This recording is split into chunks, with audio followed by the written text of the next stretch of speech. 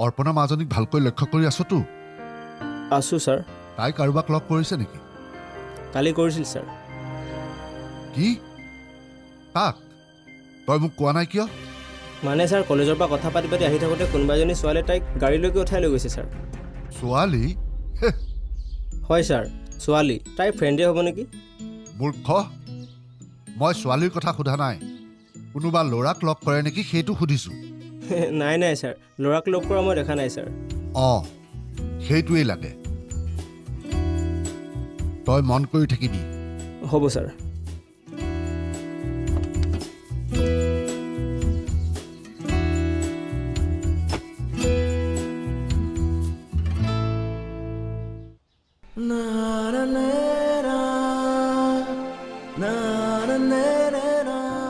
নিশা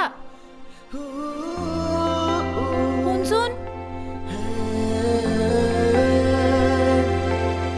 আৰে তই বাহিৰত ঘূৰি আছ যে ক্লাছ নাই তোকে বিচাৰি আছিলোঁ মোক বিচাৰি আছনে আন কাৰোবাক কিনো ক আন কাক বিচাৰিম সেইজনক আকৌ যাক মন্দিৰত লগ পাই তেওঁৰ বিষয়ে জানিবলৈ বিচাৰি আছ মিষ্টাৰ বাসৱ বেনাৰ্জী মই কাকো বিচাৰি পোৱা নাই বৈ যাওঁ ঐ ৰ না ৰচোন নিজে মাতে আঁতৰি যাৱ কিয় লগ কৰি যা মনৰ কথাখিনি কৈ যা তই কিন্তু এটা মাৰ খাবি নিছা মই প্ৰমিছ কৰিছোঁ তহঁত দুইটাক লগ কৰাইহে এৰিম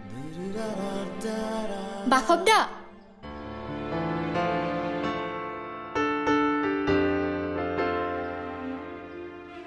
এনেকৈ এভইড কৰি গুচি যাব খুজিছা যে মোৰ বান্ধৱীক লগ কৰি যোৱা অৱশ্যে তোমালোকৰ কলেজতহে লগ নহয় বেলেগততো লগেই হৈ থাকে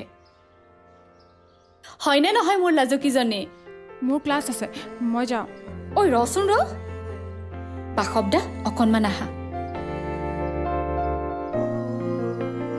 এতিয়া তহঁত দুইটাই কথা পাত মই যাওঁ যাওঁ দেই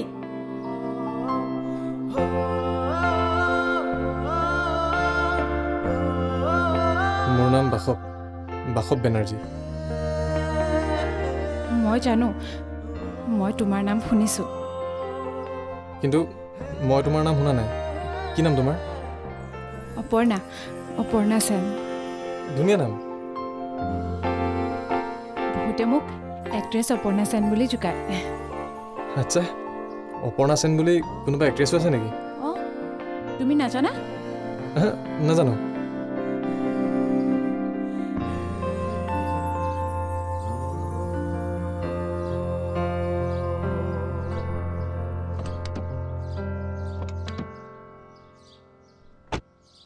উফ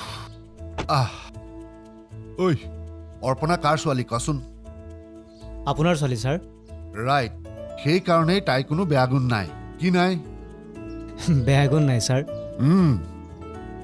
না তাই কোনোবা ল'ৰাক লগ কৰে না কলেজত তাই আড্ডা মাৰে কেৱল মন্দিৰ ঘৰ আৰু কলেজ তাৰ বাহিৰে তাই কলৈকো নাযায় আপোনাৰ ছোৱালী বহুত ভাল ছোৱালী ছাৰ হ'বই কাৰণ তাই মোৰ ছোৱালী তাইক লৈ মোৰ বহুত সপোন আছে বুজিছ তাই পঢ়া শুনা শেষ কৰাৰ পাছত এটা ভাল ল'ৰা চাই মই তাইক বিয়া দিম তাই ভাল ল'ৰাই পাব ছাৰ আপুনি চিন্তা নকৰিব পাবই ব'ল এতিয়া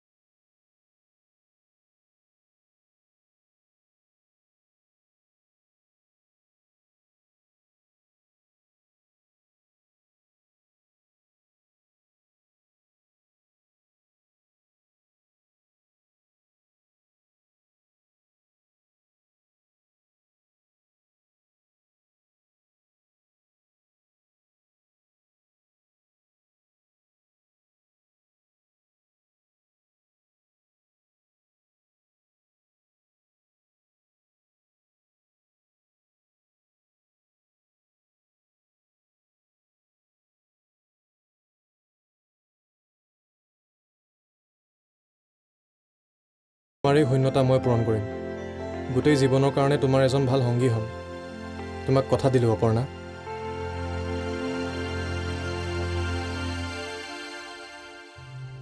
Love coming into my life for the first time. কি নকৰিলোঁ ৰবীন্দ্ৰ সংগীত শিকিলোঁ বাংলা কিতাপবিলাক পঢ়িবলৈ ল'লোঁ আৰু তাইৰ এইটো কথা আছিল যে মোক পাবলৈ হ'লে তুমি বাঙালী হ'বই লাগিব বাঙালী হোৱাৰ পাছত আপুনি তাইক পালেনে মানে ছোৱালীজনীৰ কি হ'ল গ্ৰেজুৱেশ্যন কৰাৰ পিছত মই বিদেশত পঢ়িবলৈ গুচি গ'লোঁ তাই প্ৰথমতে মোক এৰি দিবলৈ খোজা নাছিল কিন্তু পিছত তাই উপলব্ধি কৰিলে যে য়েছ সংসাৰ কৰিবলৈ হ'লে career is very important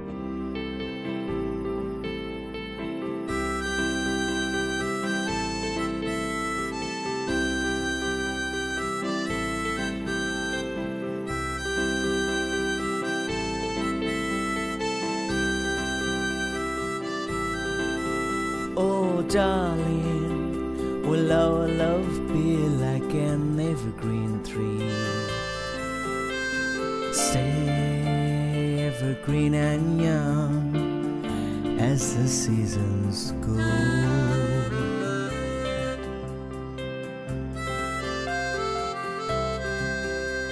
Your kisses could make love grow like an evergreen tree.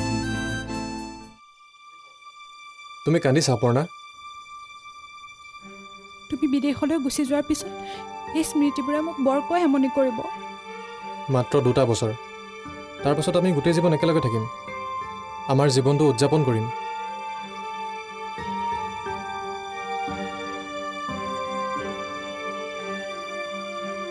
তোমাক চিৰজীৱনৰ বাবে পাবৰ কাৰণে মই এই কষ্ট সহ্য কৰি ল'ম এই 2টা বছৰৰ ব্যৱধানে আমাক একলগ হোৱাত সহায় কৰিব দূৰৈত থাকিলেও আমি চিঠিৰে লগ হৈ থাকিম তোমাৰ নিজৰ যত্ন ল'বা বাসৱ তোমাৰ কাৰণে মই নিজৰ কথা ভাবিবই লাগিব এতিয়া দুইজনে আমি নিজে নিজৰ কথা ভাবিম আৰু পিছত আমাৰ কথাবোৰ একেলগে ভাবিম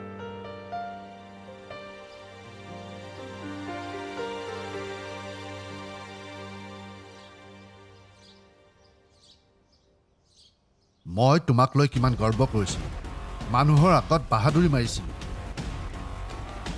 আৰু তুমি কি কৰিলা মই তোমাৰ পৰা এইবোৰ আশা কৰা নাছিলোঁ মই কি কৰিলোঁ বাবা কি কৰিলা এটা ল'ৰাৰ লগত অকলে অকলে ঘূৰি ফুৰিছা আৰু সুধিছা কি কৰিলা মই বৰ লাজ পাইছোঁ মাজনী তেওঁ মোৰ বন্ধু মোৰ বিশ্বাসী তেওঁ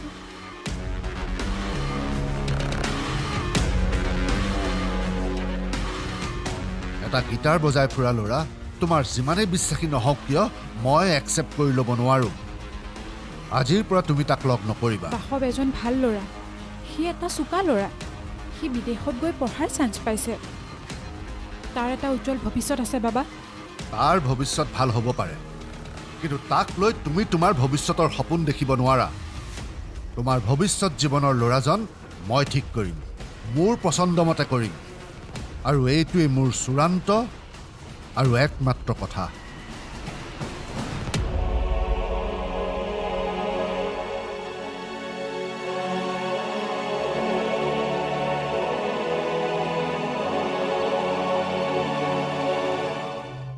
মই গুচি গ'লো বিদেশলৈ তাই থাকি গ'ল স্বদেশত বিদেশত থাকোঁতে তাৰ লগত মোৰ চিঠিৰে আদান প্ৰদান চলি থাকে বহুতো মৰম কৰা কথা তেওঁ লিখে মোক ভৱিষ্যতে আগবাঢ়িবলৈ এনকাৰেজ কৰে মোৰ জীৱনে এটা বেলেগ মাত্ৰা পালে তাইৰ তাগিদাত আপুনি এজন ভাল বাঙালী হ'ব পাৰিছিল নে ছাৰ চেষ্টা কৰিছিলোঁ বিভিন্ন মহলৰ পৰা বঙালী কিতাপ আনি পঢ়িবলৈ ল'লোঁ তাৰপিছত যেতিয়া মই ফাৰ্ষ্ট নিউয়ৰ্কত চাকৰিটো জইন কৰিলোঁ তাত এজন বাঙালী কলিগ পাই মোৰ বিৰাট ভাল লাগিল তেওঁৰ পৰা যিমান পাৰোঁ মই বাংলাৰ বিষয়ে বাংলাৰ সাহিত্যৰ বিষয়ে সংগীতৰ বিষয়ে মই জানিবলৈ চেষ্টা কৰিলোঁ আৰু তাতে মই হৰিশ মুখাৰ্জী যে কৈছিলোঁ তেখেতৰ বিষয়ে জানিলোঁ আৰু যিমানেই বাংলা ইতিহাসৰ বিষয়ে মই জানিব পাৰিলোঁ সিমানেই মোৰ ভিতৰত এই বাঙালীৰ সত্তাটো উপলব্ধি কৰিবলৈ ধৰিলোঁ এনেকুৱা এটা কনষ্ট্ৰাক্টিভ প্ৰেম কৰাৰ পাছত আপুনি অবিবাহিত হৈ কিয় থাকি গ'ল ছাৰ? ছোৱালীজনীৰ কি হ'ল ছাৰ? নেজানো, হয়তো তাই আছে। ক'ত আছে? বাপেকৰ লগত? চাকৰি কৰাৰ সময়ত মই এবাৰ ঘৰলৈ আহিছিলোঁ। আহিয়ে লগে লগে তেওঁলোকৰ ঘৰলৈ গ'লোঁ।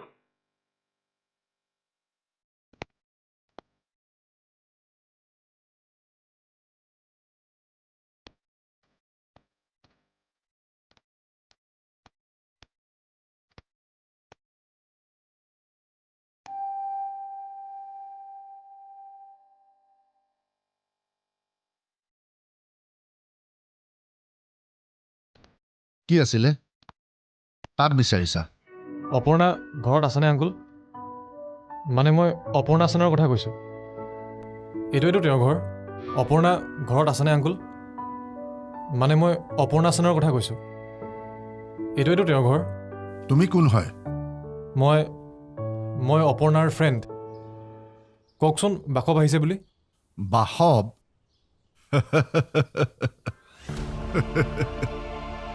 তুমি তাৰমানে বাসৱ, অৰ্পণাৰ ফ্ৰেণ্ড। ফ্ৰেণ্ড হৈ তুমি নাজানা অৰ্পণাৰ খবৰ? তাই কি কৰি আছে তুমি নাজানা? মোৰ আচলতে আংকুল যোৱা অলপ দিনৰ পৰা তাইৰ লগত যোগাযোগ হোৱা নাই। এতিয়া তাই ক'ত আছে? বহুত দূৰত থাকে তাই। তুমি ঢুকি নোপোৱা দূৰত্বলৈ তাইক পঠিয়াই দিয়া হৈছে। গতিকে তাইক ইয়ালৈ বিচাৰি আহি একো লাভ নাই। তুমি এতিয়া যাব পাৰা। কিন্তু অপৰ্ণা ক'ত গ'ল? তাইক ক'লৈ পঠিয়াই দিয়া হ'ল? মই জানিব লাগিব আংকুল। মই তোমাক জনোৱাৰ কোনো প্ৰয়োজন নাই। কিন্তু আপুনি মোক অপৰ্ণাৰ কথা নকয় কিয়? কাৰণ মোৰ ক'বলৈ ইচ্ছা নাই। তুমি এতিয়া যাব পাৰা।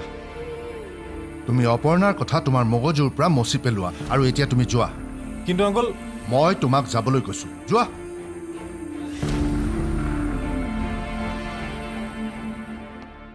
আৰু এটা কথা, ভৱিষ্যতলৈ কোনোদিন এইখন ঘৰৰ কেম্পাছত ভৰি দিবলৈ নাহিবা।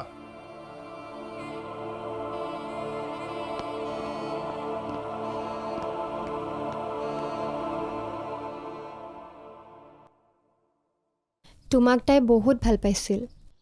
তোমাৰ অবিহনে বেলেগৰ কথা ভবাটো তাইৰ বাবে অসম্ভৱ আছিল।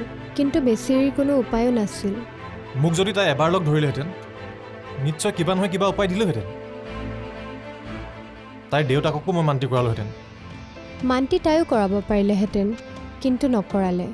তাইৰ দেউতাকৰ কিছু তাগিদা আৰু তাইৰ কিছু উচ্চাকাংক্ষাৰ বাবে ভাগি গৈছিল তাইৰ ভালপোৱা। ভালপোৱা মোৰ ভগা নাই, ভাগিছে মোৰ হৃদয়, মোৰ সপোনবোৰ। যি সপোন মই বুকুত বান্ধি বিদেশলৈ পঢ়িবলৈ আহিছিলোঁ, চাকৰিত জইন কৰিছিলোঁ, সেই সপোনবোৰ কাছৰ দৰে ভাগি গৈছে। যিটো ল'ৰালে তাই বিয়া হৈ গ'ল, তাৰ 4 পুৰুষ লণ্ডনত বাস কৰে। ল'ৰাটোৰ বাপেক এবাৰ ইয়ালৈ আহি তাইক পচন্দ কৰিলে আৰু তেওঁৰ সৰু পুত্ৰৰ বাবে তাইক বিয়া ঠিক কৰি পেলালে।